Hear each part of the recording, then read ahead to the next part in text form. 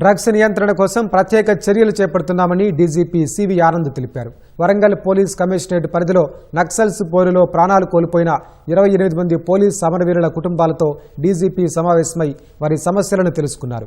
వరంగల్ నుంచే ట్రైనీ ఐపీఎస్గా తన కెరీర్ ప్రారంభమైందని గుర్తు చేసుకున్నారు. అలాగే డ్రగ్స్ నియంత్రణపై నార్కోటిక్ బ్యూరో, ట్రాఫిక్, సిఐడి అధికారులతో ప్రత్యేక బృందాన్ని ఏర్పాటు చేసి జిల్లాల వారీగా పర్యటిస్తూ సమస్యపై సమీక్షిస్తున్నామని డీజీపీ సివి ఆనంద్ వెల్లడించారు.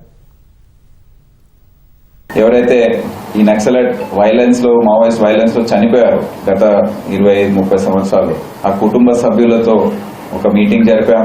ఏమేమి వాళ్ళకి ఇంకా సమస్యలు ఏమున్నాయి ఇవన్నీ కనుక్కున్నాం. వారి సౌకర్యం కోసం ఒక కొత్త యాప్ కూడా ప్రారంభించాం, టీజీ వీర్ అని. అది పబ్లిక్ కోసం కాదు, ఇంటర్నల్ యాప్ ఇది పోలీస్ డిపార్ట్మెంట్ లో.